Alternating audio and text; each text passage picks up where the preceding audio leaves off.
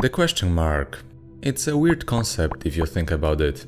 As we, humans, are the only animals that can talk, when we were inventing the first writing system, we had to create some rules that would allow us to denote our verbal intonation. Or did we? You see, many centuries ago, there was no punctuation in written texts. In old scriptures, we won't find lowercase letters, commas, full stops, or even question marks. People had to deduce the meaning of the sentence. Also, not all of them could read, so they didn't see the problem. But today, we live in a different world.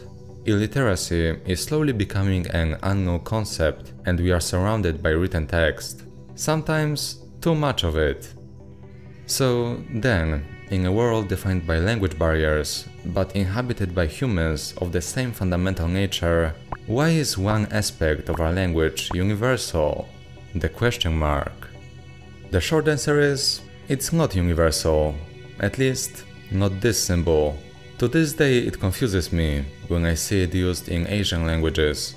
But because we can't even define the exact number of languages and their dialects that exist in our world today, we can't say that the question mark is universal.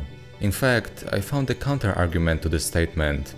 The Thai language uses the particle mai to change a declarative sentence into a question.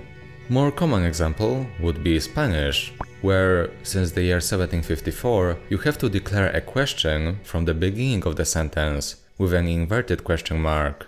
Also, the Armenian question mark looks totally unique and is placed in a different position. The Greek question mark resembles a semicolon, and in the languages where you write from right to left, the question mark is flipped vertically. So, this question mark isn't used in every language. Still, the resemblance is uncanny. Even if you flip, invert, move or stretch this question mark, it still denotes the same fundamental idea which started to bloom in someone's head many years ago. But when exactly? And why wouldn't Korea create their own symbol for it? Or Spain use anything other than an inverted question mark? These questions have been bugging me for many years at this point. Lynn Truss is an English novelist, and for many people, the oracle of the rules of punctuation, thanks to her 2003 book titled Eats, Shoots and Leaves: The Zero Tolerance Approach to Punctuation.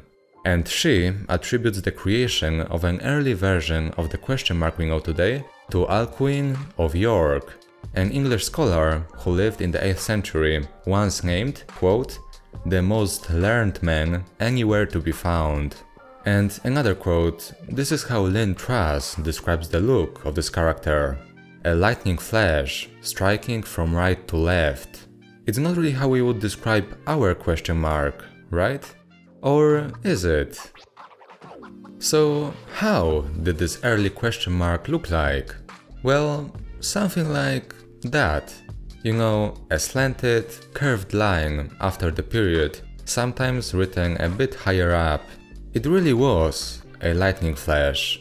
There's a possibility that this idea came from the notation of musical notes from that time, and so it strictly denoted the fact that when you read this sentence, your intonation has to change and follow a similar pattern to the sign, if you were to visualize the pronunciation of a word with lines, right? For example, is this important? It's still difficult for us today to explore the strict rules of usage of characters like these at that time. It seems even more difficult given that we can observe this sign fading out of existence over the course of the next few centuries, and by the 13th century starting to be replaced by the question mark we know today, which was adopted as the sign to denote the interrogative sentence in the times of streamlining book production. So around 13th century. And it hasn't really changed to this day. This doesn't really explain why was it so commonly adopted all over the world. So how did this happen? Well, the short answer is globalization. The impact that Europeans of late medieval times and later periods had on those regions, which, you know, isn't always something to be proud of, But yeah, it seems to explain this issue. Actually, it explains the whole idea of punctuation, which still didn't exist in many languages before the colonial era. And you know what's weird? In 2011, we discovered that most probably the first question mark, as we would call it today, in the world was found in the Syriac language. It had the form of a vertical double dot, but it's not the one we know today. Still though, I think about this so often. I feel like we, people, truly have the same nature, wherever we are from.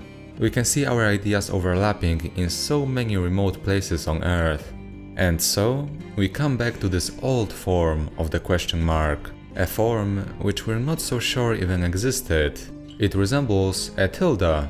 Well, some researchers say that this is what was the original usage of the tilde sign, denoting a change in intonation, a prolonged one. And you can see how this character could easily turn to the question mark we know today, right? Over the past few weeks, I've been seeing the tilde at the end of some Korean words and phrases. I thought maybe it denoted a sudden stop, or a later continuation of the sentence. Then I googled it, and you know what I found? That this notation represents a long or a drawn-out vowel, as Wikipedia says, used for a cute or a comic effect. A drawn-out vowel, a change in intonation, a fundamental idea that we need a way to represent our intonation in written form, with punctuation. History repeats itself. People express their nature, their need to understand the way they speak with the same concept, same slanted, curved line that prolongs the pronunciation of a given word. Because what else is a question if not a prolonged declarative sentence? A question is just a prolonged declarative sentence. A question is just a prolonged declarative sentence? Right? Right.